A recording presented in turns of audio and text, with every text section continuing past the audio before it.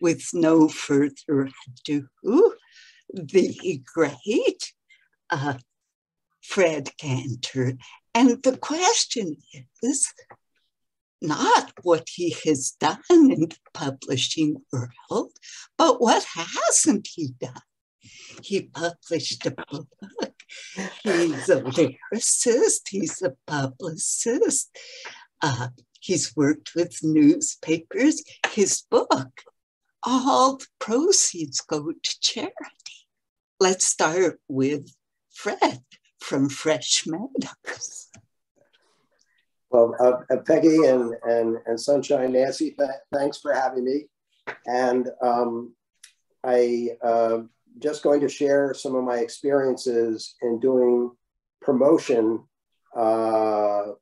work in connection with various creative projects I've done. And if you see me moving around, it's because unfortunately I have various health issues. So I can't sit still. I don't have ants in my pants. It's just, any event, I just wanted to give you a little bit of my background. And I made my living as an attorney for many years until I had to stop working due to my health issues. But I had always been interested in doing various creative projects on the side. And I started on that before my health issues intervened. And I continued with it to the extent that I've been able to on a more modest level. But I've worked on a couple films, a couple of plays, written several books, and I've worked on several songs. But what I want to say is in terms of, doing promotional efforts in connection with books or anything else, I'm no different than any of you. I'm not famous. I'm not on the New York Times bestseller list. We saw last time, I think, was it Eric Kettleman? Is that his name? Who spoke? Nick Kettleman. Kettleman, yeah. Nick Kettleman. Right. And he had co-authored a book with his grandfather that was published by Simon & Schuster, that it was a memoir about his grandfather's experiences in Hollywood. And his grandfather was the top executive, I think head of a studio actually, and had dealt with a lot of famous people. Well, I'm not like that at all. I'm just an ordinary person like the rest of you, but I'm here to try to offer you encouragement that there are ways potentially to generate publicity for projects that don't involve the bold-faced names that appear on page 6 of the New York Post or, that appear on TMZ. And yes, there is a reason why Eric and his grandfather got a contract from Simon & Schuster, because, people do like to read about celebrities, but I'm still here to tell you that there are ways to do projects that can generate publicity. It's all a crapshoot. Let me make that clear. But with, the right research and targeted efforts, things can pan out for you. So, I'm just going to share my experiences that maybe it will encourage you. And I just want to say in general, the key thing, whether it's your book or any other project you're involved in, is you need to figure out what the hook is. It could start out with a tagline, something that you can pitch to somebody. But in addition to that, there are different layers or angles that you can use to highlight, to distinguish yourself from whoever else is out there trying to pitch their ideas to the, whatever it is, whether it's someone at the Globe or someone on TV or someone with some magazine or blog or podcast, whatever. And, you just really need to figure out what that is. And I just want to start out as one example here among the people in our audience today, Sunshine. I did not know until recently that Sunshine was, I thought that was her birth name. And I thought, how cool. But it's her stage name. And she uses it, but it's great because who doesn't love Sunshine? I mean, the name. We also love Sunshine, the person. But I'm saying it's a great name. It's a distinctive name. And I'm telling you, if you get contacted by someone named Sunshine, you remember that name. and it's wonderful in terms of outreach. It's just one small example of having some distinctive thing that separates you. And maybe you all don't know this, or maybe you do, but Sunshine has done this incredible charity work through her performances with her groups at Laguna Woods, and she's raised a lot of money for local charities. But now I'm going to offer, I won't call it constructive criticism, I'm going to call it a constructive suggestion to illustrate how I think Sunshine could do something even better in terms of publicizing her efforts. And believe me, she's done some excellent work. I looked at Sunshine's website, and it's got her mission statement and the about section and all that, which is all good. But I thought I read somewhere, but I did not read it on your website, that you and your group you've raised over $125,000. Is that accurate? Yes. Well, let me tell you, that is mind-blowing. I mean, first of all, it's incredibly good. I was raised by my parents, to try to be community-minded, and I've done, certain charity endeavors through my projects, but the amounts of money raised are much smaller. But that is so significant. And the thing is, I looked at your website. That to me should be like line 2. And this is one of the things I want to emphasize. I mean, people don't like to toot their own horn frequently, and I get that. But you have to, it's factual. You're not overstating it. And to me, on Sunshine, on your site, on your website, you should be highlighting that. It should be, when you talk about what you've done, it should be over $125,000 raised, because it's incredibly impressive. And that in terms of generating future publicity, it establishes such credibility for you. And I'm just throwing this out as one example. I realize it's not a book, but it's still an example that you could apply to a book or anything else. So, I just want to throw that out there as an example. And oh, by the way, the Sunshine name became legal in 2017, by the way. Okay, well, I like it. Like I say, it's a great name. I mean, my name on my birth certificate is Fred, just F-R-E-D, nothing else there. People go, isn't it Frederick? I said, no, it's just Fred. So I'm boring, but I guess the name suits my personality. What can I say? And I just want to tell you, whenever you do publicity or try outreach, it's like anything else in the arts. You just need to be prepared for rejection. There's going to be a lot of that, but you shouldn't take it personally. And even if you don't succeed at once, the first time, there are ways to follow up with that. And a perfect example, just in my efforts with the most recent project, the Fred from Fresh Meadows next memoir book, when we released the book, initially did a press release through the Strickland Press, which was, the publisher, and I'll get into that in a moment, and sent it, to a couple of, columnists at the New York Post, including this award-winning veteran columnist named Mike Vaccaro, who's been there for many years and he's really respected. And we got no response whatsoever. And a little while later, and I read his column, I know he's got this short section in his Sunday column called Vax Wax. And they're, much shorter things. And I've noticed on occasion that he'd written about books, not always, but, on occasion. So I followed up and I did a specific outreach to him. And, I said, listen, I think this would be great for Vax Wax, a short thing. And, and one of the things I highlighted, obviously, was that 100% of the royalties are going to the John Starks Foundation. For those of you who don't know, John Starks is a former Knicks star. He was one of the big stars of the 90s.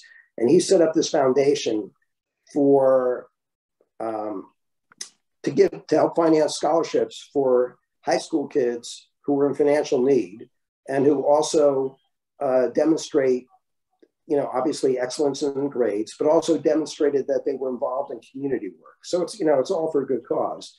So, in terms of highlighting what I was doing with my book and the publicity, naturally, that was one of the hooks for me, was highlighting that, you know, that's all for a good cause.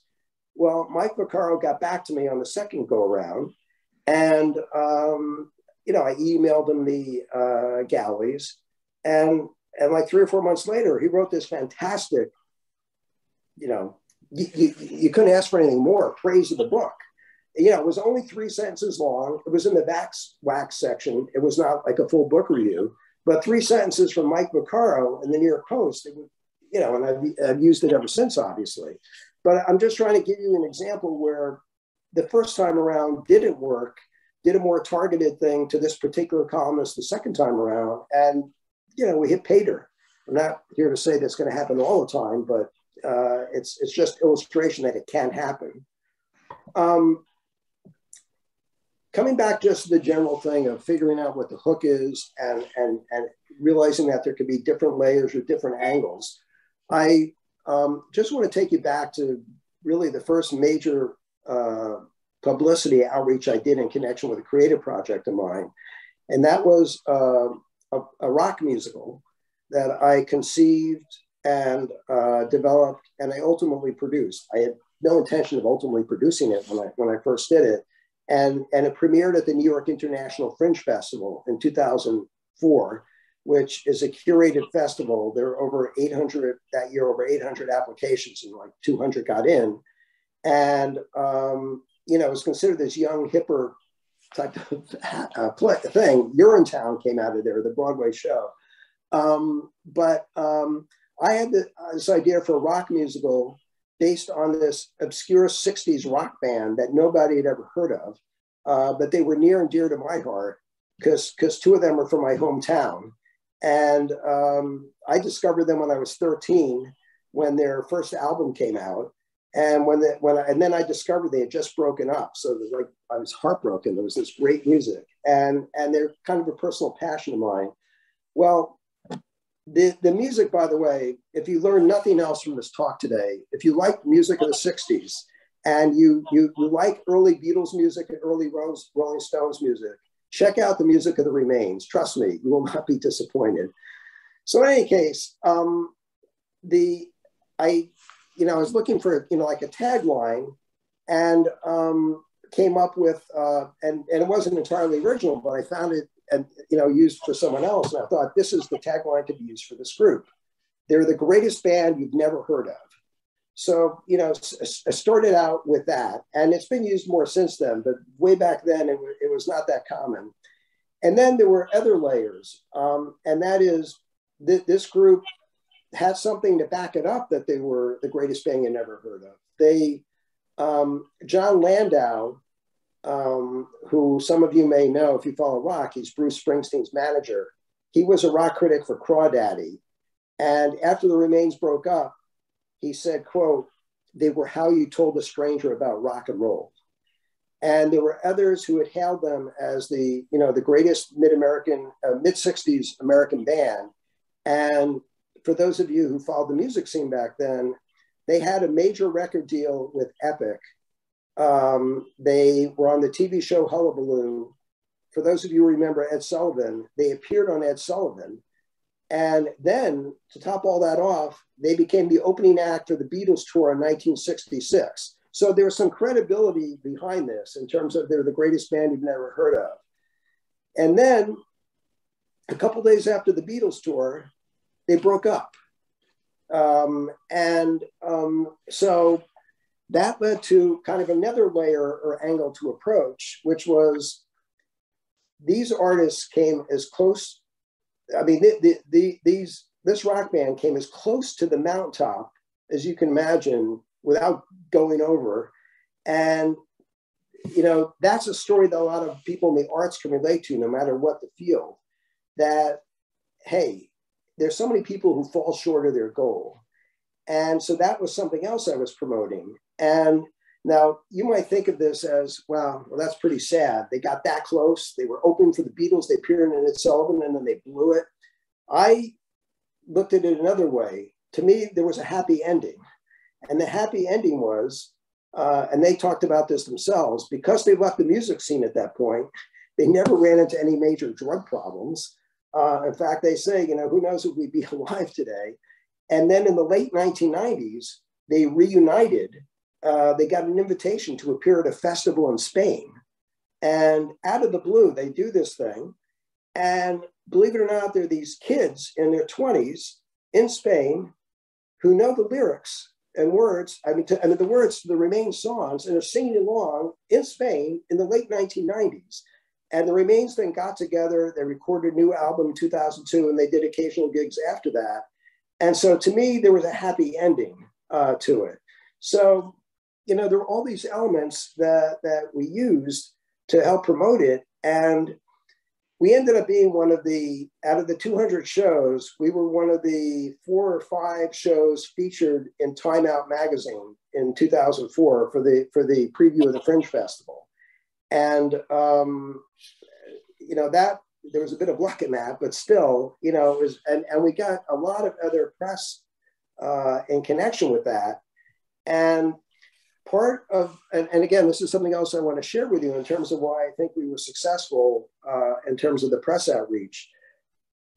I made a conscious choice not to be, just reaching out to people who covered the theater. The natural part to me was to find people in the music side of the media, especially people who were interested in what's known as garage rock bands or the more obscure bands back in the 60s. And that is really where I targeted a lot of, my publicity efforts, and it generated some very good, favorable press, because there were people out there who, even though they're the greatest band you never heard of, people who did know the Remains and were excited to hear that this was happening. And so we got some great press coverage. And again, I'm just using this as an example of the different angles or approaches you can take. And related to that, several years later, I come up with this idea of doing a song, a rewrite of a Remains song, and turning it into a baseball song celebrating a Red Sox player from the 1960s, Bill Mambo-Ket, who was battling leukemia. And I co-wrote the lyrics with someone else. The Remains re-recorded part of the song. And it's called Mambo Time, and 50% of the money was going to the Jimmy Fund, which is this big Boston area charity that's devoted to the fight against cancer. And in doing press outreach, you would think, well, the sports writers, because this is a song about Bill Mambo-Ket, who is this beloved Red Sox player, that's where you should go with this, and we did. And got some, stories covering it. But one of the best pieces that we got was a feature article in the Boston Herald, was from not a sports guy, but a freelance music guy whom I had known through my research, had written about the Remains before, was very big on them. And so, I reached out to him, and he really embraced it. And then he did a great story on it. So again, it's just showing you a different way you can potentially go with something instead of just going the standard route. I guess, this leads into the Knicks memoir that I recently did. And I just want to say, I have different creative projects I was contemplating doing. In fact, before the pandemic hit, there was one I was working on with the Video Club, and I was out in Laguna Woods. We were working, it was an idea I had, and is it John Kelly? I'm trying to remember who's the one of the heads of the Video Club. We had a meeting out with the Laguna Playhouse. It was a whole documentary short idea I had on working on focusing on one of the employees at the Laguna Playhouse, who I'm trying to remember his name now. But in any case, if you go to Laguna Playhouse, you would know this guy. He's out front all the time. He's got kind of a long ponytail. His name's escaping me now. But the great thing about him was he's someone who went to medical school, studied to become a psychiatrist, did become a psychiatrist briefly, and decided what really makes him happy is working in the theater. And that's what he's done. He abandoned it all to become, and I thought, wow, what a great story. And then we can, also focus on the Laguna Playhouse.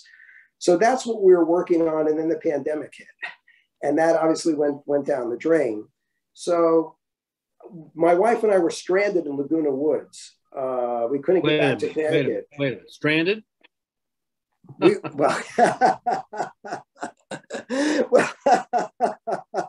Please, yes, please. Well, we were stranded in the sense that our home is here in Connecticut. Our 94 and 96-year-old moms are back here. One of whom, unfortunately, has dementia. So, yeah, we wanted to get back. But among my health issues is that I have a dysfunctional immune system. So I was told, don't go anywhere, just stay indoors, which is what I did. So I basically was confined to our unit. I did walks every day. Other than that, I was pretty much inside. And I was searching for something just to occupy my time. And I thought, I'm this huge Knicks fan, going way back 6 decades. And I'd like to, just work on my life as a Knicks fan. I had no intention to do anything with it other than occupy myself by doing historical online research, which I enjoy, looking at old games on YouTube, which I would enjoy, and just writing. And it was great for me because it started 9 o'clock in the morning, 5 o'clock in the afternoon. I had no idea where the time went. So as a pandemic project, it was wonderful. And then I decided to share it with some friends, including a couple whom, have been published. And they said to me, I think you have something here, why don't you, even though it's a long shot, why don't you try to see about getting it published? That was never my intention, but I figured, well, if they think so, why not? And I did reach out to one traditional publisher. Amazingly, I got a response back in one day. So I knew I'm talking about a response where they wanted to see the manuscript. So I knew at the very least I'd written a good query letter. They liked the manuscript, but said it would have to be super special because I'm not a famous person. If I were like a sports writer with a big following or an athlete or something else, but as the ordinary person, which was my pitch about this whole thing, that I represent the ordinary sports fan. And it's rare to see a sports memoir from that perspective. So what ended up happening was I saw there was this new Knicks website coming out, or it just come out, devoted to the Knicks, called The Strickland. And it was composed of people who worked for Sports Illustrated, Locked On Knicks podcast, a bunch of people who were freelancers, basically. They were just putting together their own website. And then I had this, you might say it's a crazy idea, but what I also want to tell you is never be afraid to just try new ideas. I approached the editor-in-chief of this website and said, look, I have this, Knicks memoir manuscript. I approached one publisher, or at least I have preliminary interest. I know how long it could take to get something through the publishing process. Here's what I propose. If you like the manuscript, why don't we do it under your name? It's going to be published as, the Strickland Press thing. It'll be your first book. We're going to do it as print on demand at KDP Amazon, so there are no costs involved whatsoever, and do it completely as a charity project to benefit the John Starks Foundation. So, you might be saying, well, what's in it for them if there's, no money to be made? Well, they're looking to build up their brand. It's new, exposure. And, if they like the manuscript, they saw it as a good vehicle. So sure enough, they did really like the manuscript. They did some, like copy editing on the cover, and all that. And they were going to do some light copy editing on the manuscript itself, but we wanted to get out in time for the Christmas season, Christmas, Hanukkah. And plus my wife had, I call her my copy editor. She did some light copy editing. And I said, I think it's good. So we ended up getting it out at the very end of November last year for the Christmas season and Hanukkah. But it actually was too late, really, for that season. Because really, just so you know, if you're going to get a book out in time for the holiday season, you really want to get it out well in advance of that. So you can give the opportunity for people who might want to read it and review it. So, but in any event, the Strickland promoted it through its website. We had the first excerpt released there. You know, the press release came through them. You know, ultimately we did generate a lot of positive response, but that really didn't start until late January was when it was first happening. And now to show you the different types of hooks and you know, avenues of approach that we used. Obviously, we did start out with people covering the Knicks, and you know, people who were sports editors. That would be, you know, what you would figure is the basic approach. But if you got that, you know, I gave out several, or I think you should have received several sample query emails that were all successful, and I did that just so you could see what a successful query email looks like, or a letter. And I did that in part not because there's any pure template, there's not, but just as an example of, yeah, this worked, and maybe, you know, could follow that. Well, if you saw, one of them went to the arts editor at the Connecticut Hearst Media Group. And if we're thinking, well, why didn't Fred reach out to the sports editor there first? Well, I did. I didn't get them to go for it. So I'm figuring, well, why not the arts editor? And because also on my projects, I had some success getting articles, you know, written there before. But if you looked at that email, there's something else I think you should see or learn from this, is that I really wasn't pitching them so much the book, because the book, I'm sure the arts editor gets inundated with a gazillion books, you know. So now what is it that I could do to separate myself from, you know, all the people sending it in? And if you look at that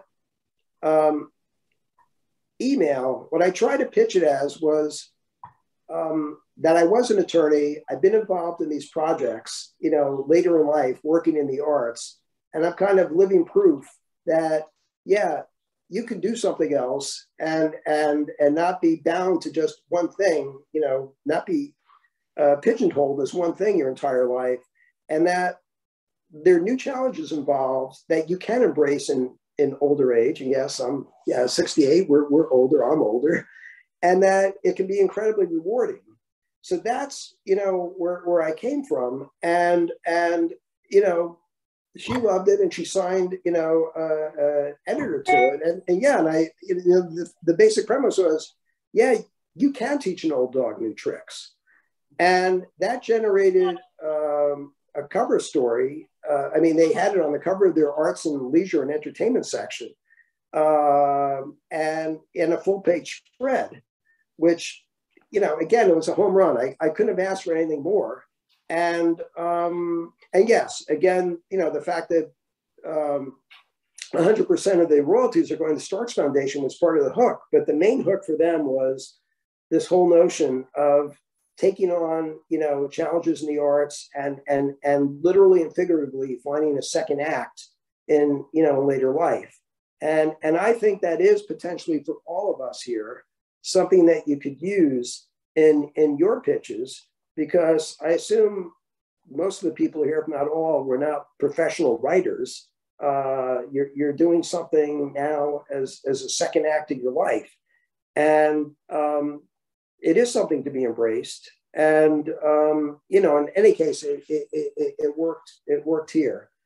Another example of just trying a bit of a different approach, I approached via direct message on Twitter. I found that the editor of New York One, I did some research, and I found out that he's a big Knicks fan. And I figured, great, you know, I've got someone here who's, you know, a potential interest. But it wouldn't be enough just to pitch the book. I figured I wanted to offer something else.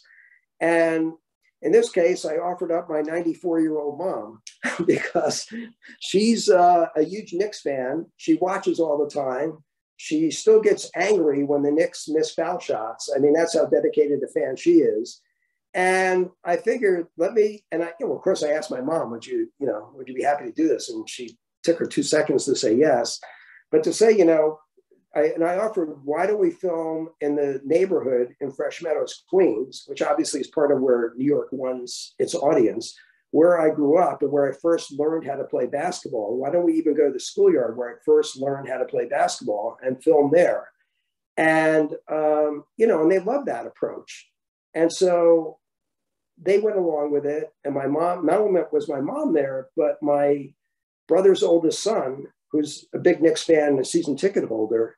And that, resulted in a New York One story. They did such a terrific job. I was really pleased. And because I did that, and with some of the other publicity, that led to MSG Network broadcast the Knicks games. And they have this award-winning campaign called Expressions of Fandom. And it's about crazy fans, of which I'm admittedly one. And they saw that, they read about the book and everything. And they said they wanted to include me in the campaign, and they wanted to do it multi-generational. They wanted to include my nephew, not my mom this time, but my nephew, his oldest son, or only son, I should say, he just turned 3. And they wanted to, we said, how about him? I mean, he can, he says, yes, he can say, let's go Knicks. So they reached out and we did this commercial that they filmed, and it's been running during Knicks games. So that's not something I planned, but it shows how things can trigger, and lead to something else. So let me just check my bullet points, because I just want to make sure. I've done a lot of things through traditional media, but as we've all seen, there, other media out there now. And as you know, there are plenty of podcasts on plenty of subjects. And as you can imagine, there are podcasts about the Knicks. I basically researched, I'm looking for the most popular ones that have the most viewers. And when I say podcasts, they're not just on, your iPad. Some of these people do things that are filmed for YouTube. And through that, I've been on the 2 most popular YouTube channels devoted to the Knicks, where they did extensive interviews with me about the book. So, I obviously I was thrilled with that. And also because of doing this book, I got on Twitter. I don't know how many of you get involved with Twitter. I'm not here to tell you I'm a big fan of Twitter, but it was a way for me to reach out to, other fans and engage with them about the book.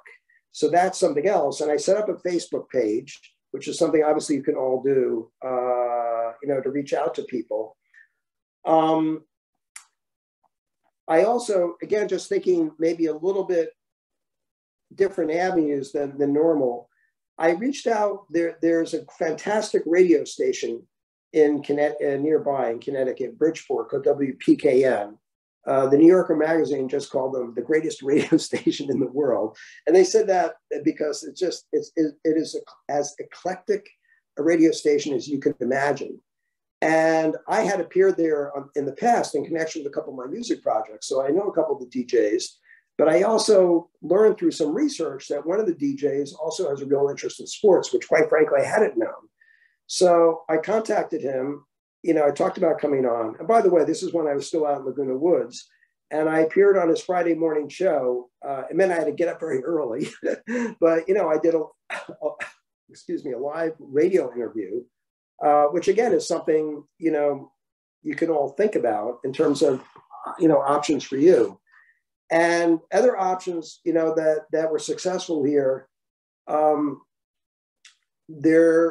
there was a local blog in my hometown that's written by a friend of mine that has more than 10,000 subscribers. So I reached out to that friend, and, obviously because I'm a Westporter, it's of interest to the viewers, and they did a very nice story on that. They actually done a couple stories there. But a thing that you should not overlook is, for example, for those of you who went to college, that a lot of you have alumni magazines, either print or online, where they have class notes. And frequently people are dying for, some kind of things to include. So yeah, they did a nice write-up of of the book there.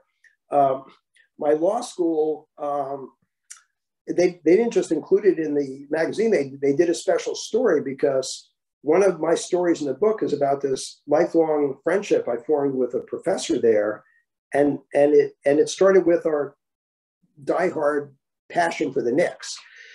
So these are all types of things that are approaches you can all take. There's nothing peculiar to the project I did. And again, locally, obviously, you have whatever TV6 it is, you have Laguna Woods Globe. But in the course of being out there, what I discovered, I didn't even know this thing existed. And quite frankly, I don't know how helpful it was at the time because it was the height of the pandemic.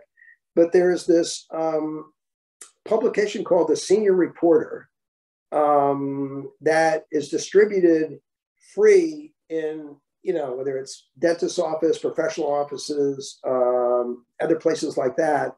But at the height of the pandemic, who was getting this thing, unfortunately.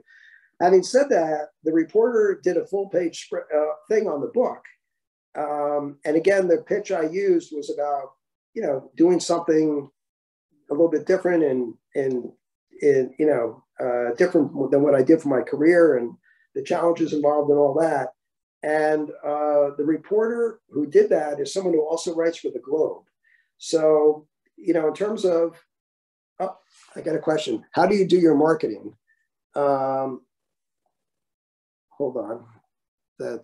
Where's Nancy? You come live. It should be, how do your marketing efforts in commercials, connections with the Knicks, etc., translate into book sales for you? See?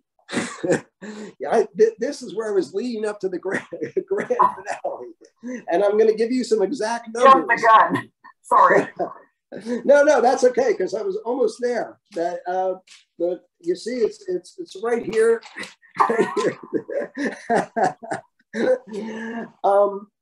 Let me just let me see. So, yes. So for commercial possibilities, and it's something I have discussed with Sunshine and Peggy in the past. And what I wanted to say is that I think it's great what the Publishing Club does, but I hope people don't have unrealistic expectations about whether they're going to make money or generate lots of sales or make, or do anything of that nature. And by the way, I say this not to discourage anybody from working on books because, for example, memoirs, I think are a wonderful thing for people to do for their families. Forget about even the general marketplace. I'm talking about their families. And my late father-in-law, who was a beloved Marcus Welby type doctor, he's been gone now almost 20 years. But he started working on a memoir class in his retirement community in Florida before he died just short of his 89th birthday. And there were these stories that came out that even if his wife, my mother-in-law, his wife of 50 plus years, she didn't know about his childhood. And they were really precious. I mean, there was a story about his running track in the city playoffs. He went to a city high school, the city championships. And there was a big announcement and then big cheering. And it was when the announcement, I guess, that Lindbergh had just landed in Paris. And I'm just saying, so putting aside the whole thing with the commercial, I just want to say I applaud people working on memoirs. And as I say, I did not undertake this for the purpose even of thinking about the commercial possibilities. So what I'm going to tell you, first of all, is I actually pulled some data from a couple different websites. What do you think the typical self-published book sells in terms of number of copies? So you can unmute. Let's 50. Okay. Anybody else? All right. Well, that's not bad. The typical self-published book sells 30 copies. Now, from a real publisher. And by the way, as you can see here, this was kind of a hybrid. I mean, it was being promoted under the Strickland, but it was done through KDP's, Amazon's print on demand, which means we're not in bookstores. And yes, there's an increasing percentage of books that people buy online, but I can tell you as a book lover myself, and as someone who, when we were out there before the pandemic, I used to go to Laguna Beach Books, which is one of the, if you love books, they have staff recommendations. And I pick out books being in bookstores. So if you can't get your book in bookstores, which is, you know, one of the disadvantages of KDP Amazon, you know, that obviously does hurt sales. But now I'm going to go to traditional publishers, in other words, people who have books in bookstores. What do you think the typical number is for vast majority of books sold by a real publisher in bookstores? 100. Peggy, I mean, you're, I don't know, can we go to Las Vegas together? Because I'll tell you, you're close. I mean, the number is in the low triple digits. It's the low 100s. So I just want you all to keep that in mind. So now to answer Nancy's question. This book that I've done, that as you can see, has gotten tremendous press and everything else. The number of copies that has sold so far, and by the way, I'm not including, like, you know, I bought some copies to send to the press. I'm sure about actually, you know, the sales. It's sold a little over 180 copies so far. And it's generated roughly $1,150 in royalties for the Starks Foundation. It goes directly to them. So I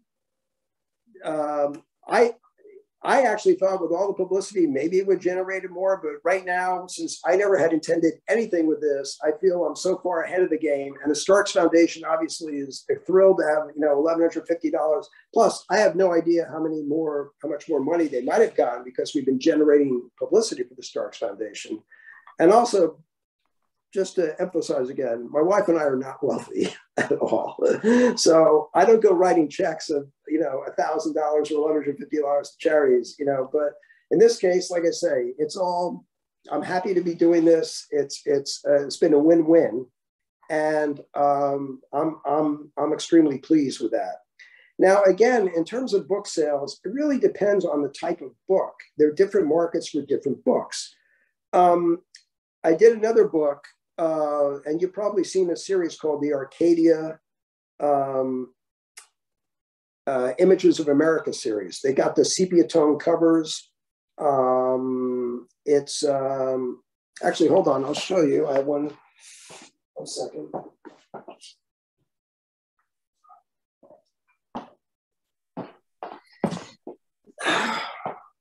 I'm sure you've seen this in the bookstores. They're wonderful local history books.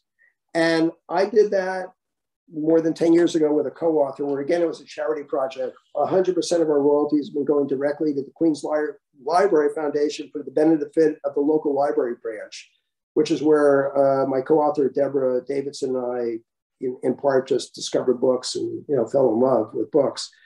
So we sold out the first printing of 1,200 copies in a little less than 2 years. And it's been selling, you know, over time since then, you know, less and less. I mean, in the last 2 years, so we're now 10 years out, it sold 100 copies in the last 2 years, maybe a little more than 100 copies. But what I'm trying to say is it really depends on, you know, the market, the different markets for different books. And the Arcadia, their local nostalgia. So, you know, they could even sell several thousand. And one thing I wanted to say is, if any of you is a local history buff, and, you know, especially these books involve, you know, doing research and turning up photographs, and they're writing captions and then introductions. There is not one that has been done on Laguna Woods Village. There has been one done on Aliso Viejo. To me, there's from what I remember, there's like right by the library, there's a history center there or whatever. And because this was a major project, like Fresh Meadows was a planned community in the late 40s, I imagine there's lots of original photographs, and there are probably photographs over time documenting what's gone on in the village. And plus, it's all part of the history of what happened with Orange County, which is fascinating to me, because in the early 60s, you know, this place was largely orange groves and ranch and whatever else. So if anyone wants to work on a book, a local history book, I mean, I'm happy to share what my queries to Arcadia years ago, you know, and they're always looking for new books, new projects, new authors. You know, to me, it's for someone who figures, hey, I'd really like to do a book with a real publisher. That's one that you can conceivably do. But coming back to Nancy's question too, and I told Nancy this a while back. I mean, everything is a crapshoot. Everything's really uphill. But Nancy's got a story that I think could be promoted because it's distinctive. It's this original diary or journal going back, I forget how many years ago, how many decades ago. And pardon me? 100. 100. And, you know, how many of those are out there? And you know, it's got an interesting story too. I mean, when you talk about Hook or something out there, you know, it's about this, was it your great grandma? I can't remember the relation. Yes, you know, who and if I got any of the facts wrong, just correct me, who ended up, I don't know if she formally adopted, but she took in tons of children and helped raise them. And that's, you know, a fascinating story that I think could have appeal. So, I mean, that's one example where I'm not saying every story has material to work with, you know, that you can pitch, but Nancy's has a foundation, from my perspective, to, you know, generate press and to, you know, attract an audience. Fred,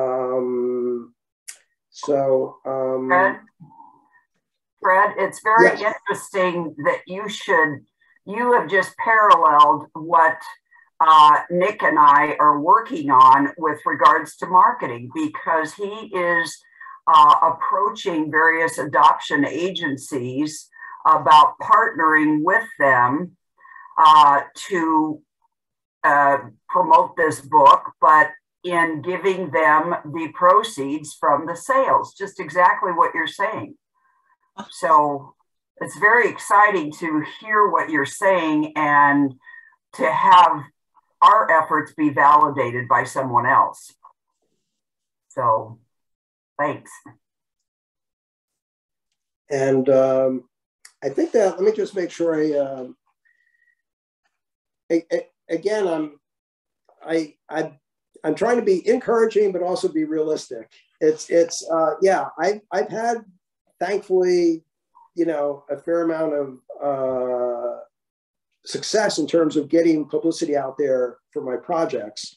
But also there's usually some kind of hook. I mean, with The Remains, as you saw, oh, and by the way, we ended up doing a documentary. It attracted the interest, the play attracted the interest of a friend who's a veteran television director out in Hollywood. And we ended up doing a documentary based on The Remains. And we didn't have a working title when we went into it. And while we were in post-production, a former Rolling Stone music editor wrote a whole piece in Paste magazine, which is a popular music magazine, where he was writing a review. There was a re-release of the original album that The Remains had done in 1966. Plus there was, there were additional songs that had been recorded that had never been released. So this was all put out by Sony. And this highly regarded writer basically said, as good as Mick and Keith were at interpreting the blues or whatever, you know, and I'm not exaggerating this, he said they didn't hold a candle to what, you know, The Remains did with these particular songs. And He said, if these Boston bad boys had stuck it out, beyond 1966, we might be today calling them the world's greatest rock and roll band instead of the Stones. He said, in any case, they are unquestionably America's greatest lost band. Now, you can't ask for anything more for that. So from that, the light went on. So the title of our documentary became America's Lost Band. And again, it's kind of a hook or a way to interest people. But again, you need something to work with. And in this case, with the Remains, their music was amazing. It is amazing. They've been praised by so many critics. And like I say, from my perspective, it wasn't a sad story. It was a happy ending. So, that's, wait, so do you fund? I'm sorry, I couldn't read that. Do you fund the costs for the documentary, or do you get someone else that pays for that? I'm just, I hate to make this all about money because I know in this business it's not. But, what I'm wondering is, do you generate some type of return for your efforts? So let me start out with the play. Okay. And if am I taking up too much time now? Because it's. No, go ahead. Yeah. Okay. So I had no intention of doing the play, producing it. I was just developing it, which didn't really cost anything. I found the writer and it was a friend. In any case, and I was sending the script to regional theaters, looking for them to produce it. And the process was going on for so long. And I took this course on producing at, there's a league of Broadway producers who sponsor, it's called the Commercial Theater Institute in New York. And they have weekend seminars, which I attended just to learn more about it. But then they have an intensive course. It's a 14-week course that meets once a week, like for 3 or 4 hours on a Monday night. And it's for people who are in the theater to, get more involved. And I decided to sign up for that to say, well, maybe I will take a step as a producer. And the way I got in it was through my work, I had met one of the executives of the Schubert organization. And I had told him about what I was developing, and he was intrigued by it. And I sent him the music and the script, and he said, you definitely have something here. It's definitely worth, so that gave me some validation. And I took went to this intensive course, and now they were introducing everybody in the class, and all these people were tremendous theater backgrounds. And all I ever did in the theater was, sit in the audience. So they asked, why are you here? What are your goals? And at that point, I was thinking about producing and doing what's known as an equity showcase. An equity showcase is where you can hire named people on a very limited contract, and the total budget is $20,000. The show can run for five performances only, with set fees. In other words, you can't make big bucks, but the idea is to do something, because in the theater, as opposed to Hollywood, people generally don't want to see things off of a script. They like to see an actual performance, especially for something as complex as what we were doing, which was having 4 active musicians reenact this band. And so now it came up to me, and though we're not rich, we were a little bit better financially off than we are right now, because both my wife and I have had health issues. In any case, I said to the people in the class, I'm here. I explained my love of theater, the script I was developing. And I said, my wife is really the reason I'm here, because when NASDAQ was going sky high, she invested $20,000. And do you know how much money she made? Because that's what's really enabled me to be here. And people were saying, how much? 200,000, 300,000, $500,000. And I said, no. Debbie took that 20,000 and she turned it into $4,000. And I said, I could do the exact same thing in the theater easily and have a lot more fun doing it. So that was my attitude. And so my wife and I, we invested this $20,000 to do everything to bring her across this thing. And because of the limits of what I could get back on the ticket sales and everything, I mean, yeah, it generated, I think, between $4,000 and $5,000. So that you could say was a loss. But to me, it was an experience of a lifetime. Now, coming to the documentary, we were looking to raise money for a film adaptation of the play.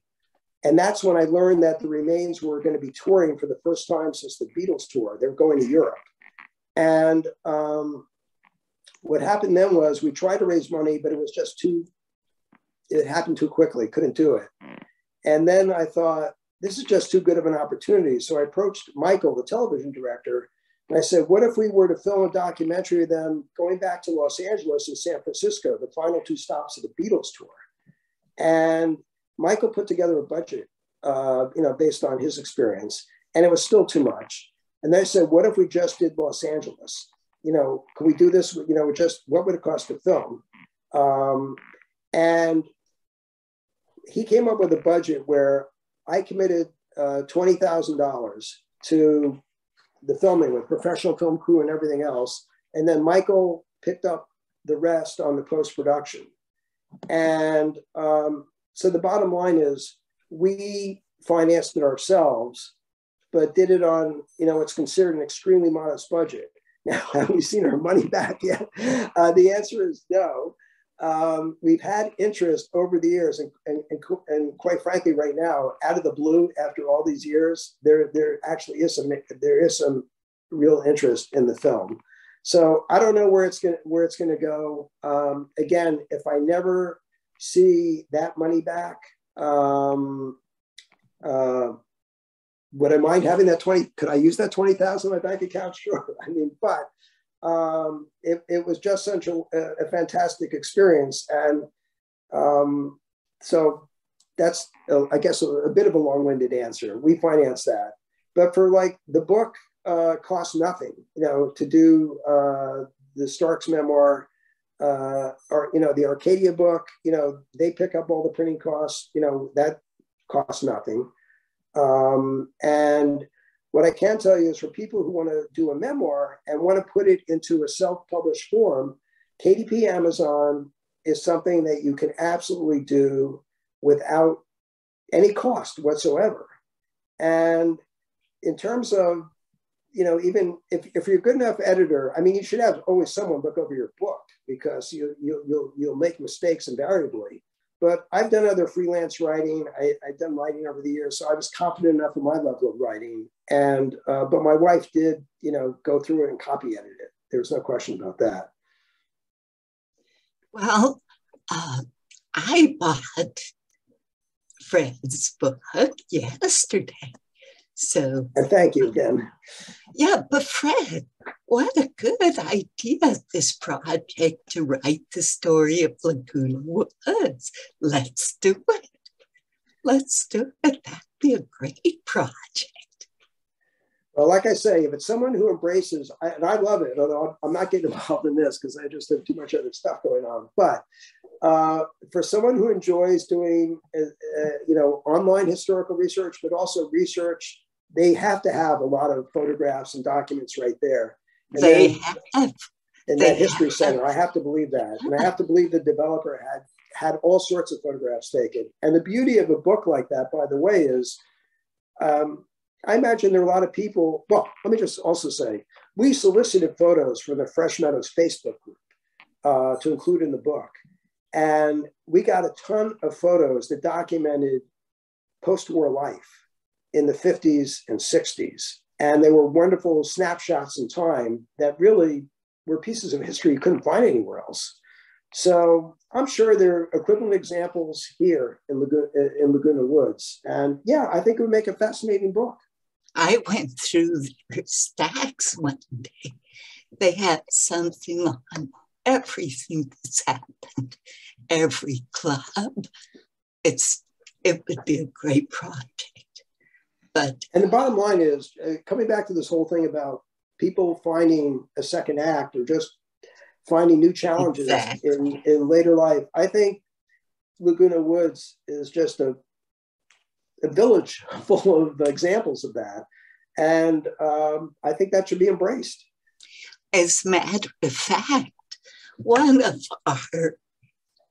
our friends who decided not to join because her son told her she was too old, my answer is, this is the time to do it.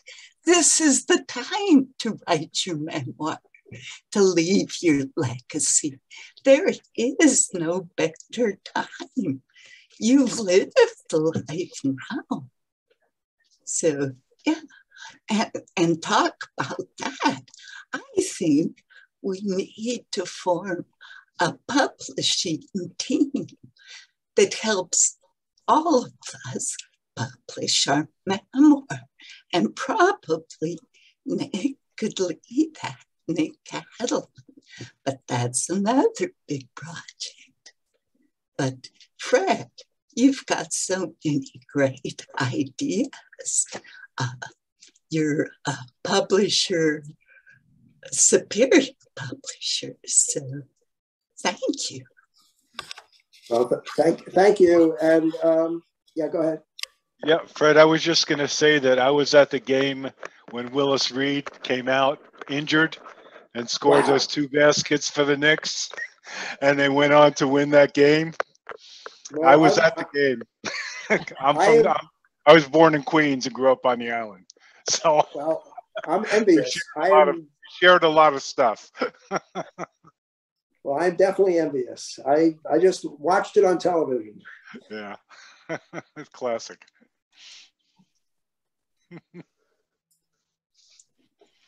Good talk. We really appreciate it. Excellent, excellent. Well, thank you, and yeah, I just say, nothing ventured, nothing gained.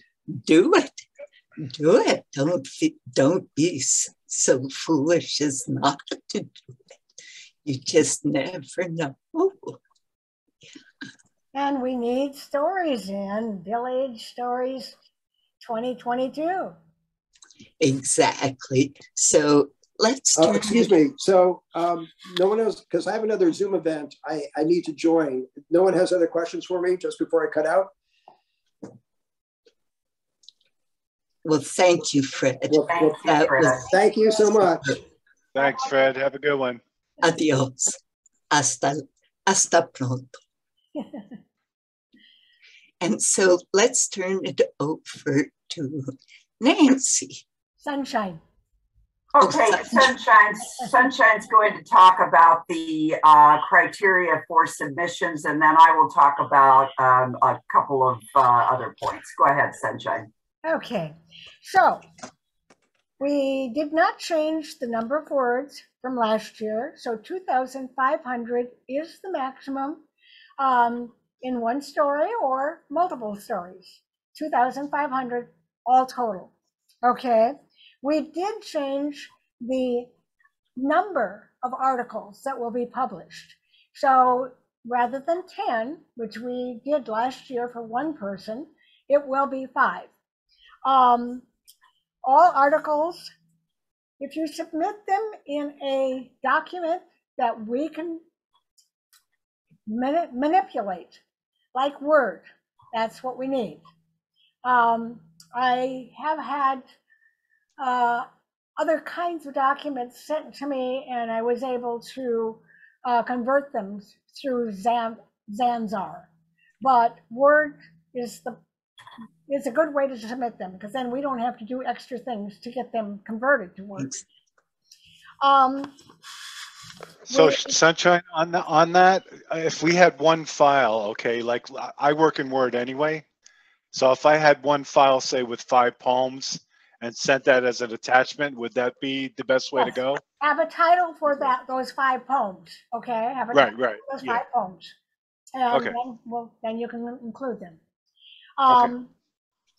And we have not changed. We'll go with Arial and 16 font for your story. And those of you who happened to open the email that I sent that had the shells on it. Those are an option for you. They should make it easier, and it'll make what gets published much more like what you send in, because the size is the same size as the manuscript. So all of the shells are 9 by 6.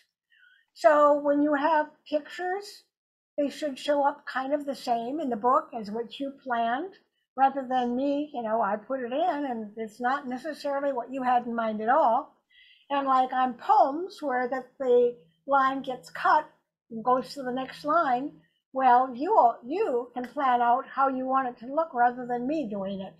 And then you being surprised by what your poem looks like. So it'll be much cleaner if you use the 9 by 6 shell that I sent. So how difficult is it to use it? Well, you just open it up and use it. It's a Word document. Okay, great. I was hoping that each one of the team would actually use it and know how simple it was, but I guess that didn't quite happen.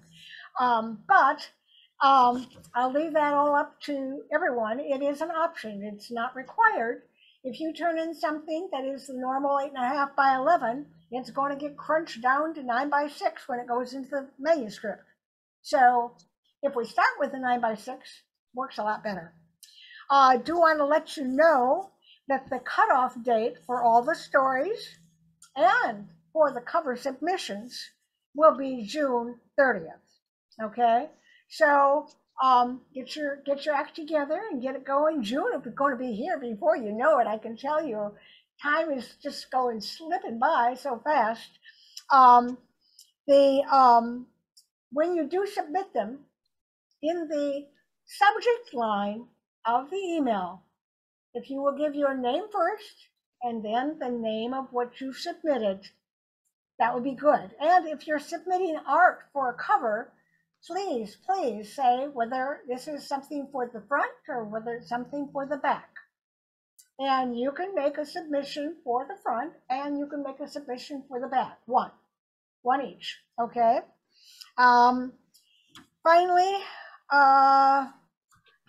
Finally, that's all I have to say.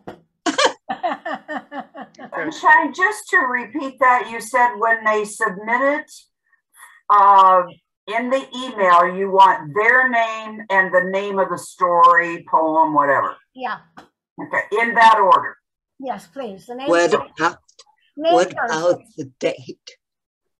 No date. You know what? As long as it gets there before June 30th, because you already have a cutoff date. Yeah. Right. Yeah. So that'll do it. And is the title going to be 20 font and the text 16? It's whatever. Because last time it's whatever's in the shell. I did not use the rules because it just looked terrible in the 9 by 6 book.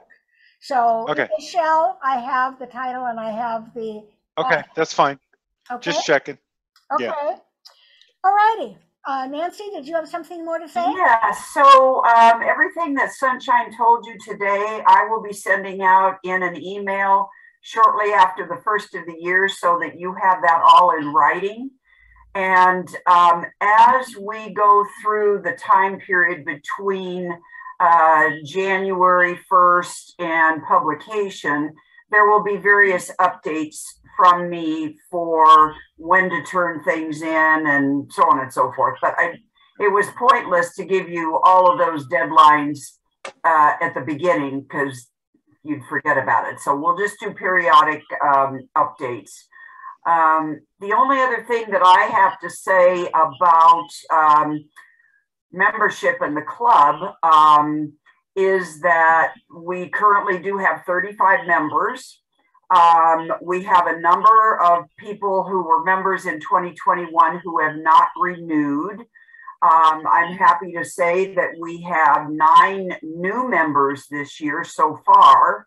So that's due to your word of mouth and talking to friends and neighbors about the publishing club. So that's great. I do have a number of Village Stories 2021 that I would love to move on. So if you still want any, please get in touch with me. We'll make arrangements to get together. And also I got word from Bob Faw that he has a number of Village Stories 2019 in his home that he would love to move. So again, if you want to let me know, I'll be in touch with Bob.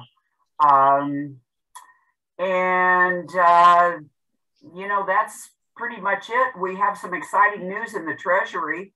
We are now over $2,000 in our Treasury. That's good. I do have one more thing to say, especially with Fred mentioning how important it was if you were going to have a book that you wanted out at the holiday time. Our deadline for actually it getting published is September 12th. So that should give us a lot of time to be able to get them out for the holidays. Great job, Sunshine, Nancy. Did you want to talk at all about the events in March? Yeah, that's what I was going to do. Next month, I'm not sure about our presenter, Sunshine. Maybe yes, what I'm going to do is I'm going to create, he's kind of a busy man. I just really having trouble with him, but I asked my sister, I said, is he going to be doing this? And he says, well, he told me he was. So what I'm going to do is I'm going to create a bio and a photo from I can collect it from the internet and send it to him and ask for his approval. And I think that might give him the push that we need to get things definitely in place, okay? So the following month, meaning February, I need 3 of you to step up 15 minutes apiece to promote your book, talk about publishing. So if 3 of you are here right now who would like to speak in February, we need you. Didn't Alan Dickinson say he would do that? No, he hasn't agreed. And since I haven't heard from him in a while, but we'll see. I got an email from him today, so he is around. He thanked me for the shelves. Okay. I thought he said yes, but I'll ask again. So anyway,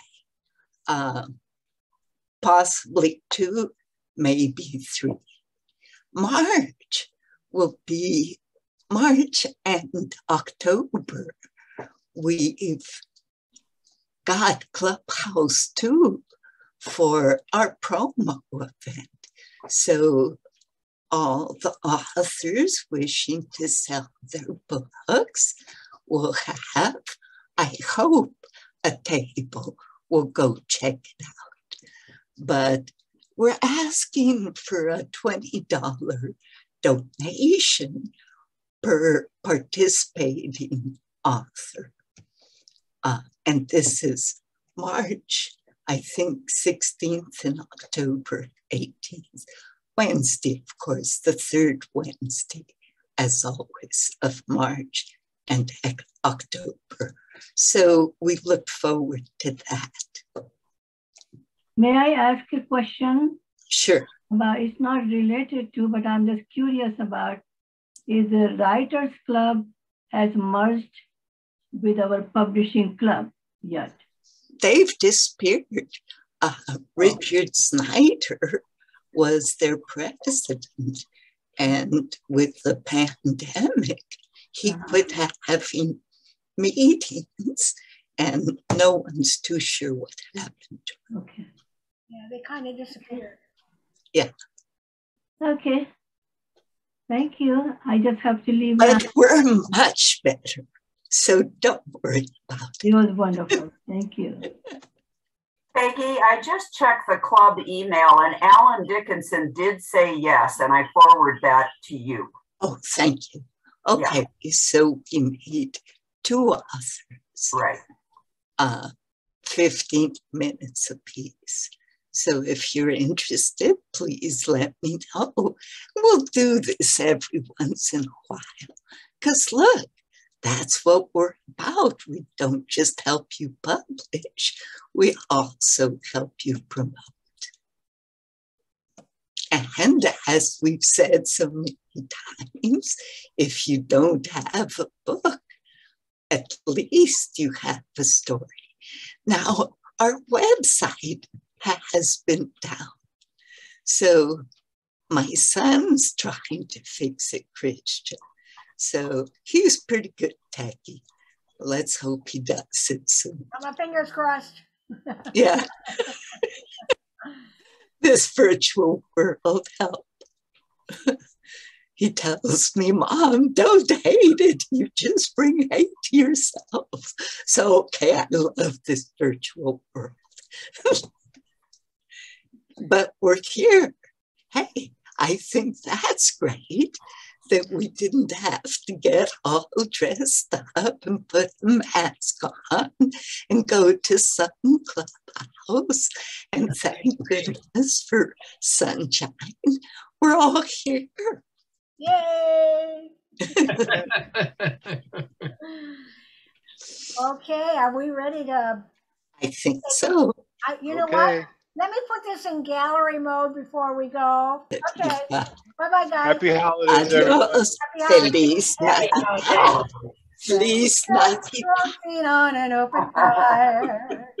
Jack Frost nipping at your nose. Bye, guys.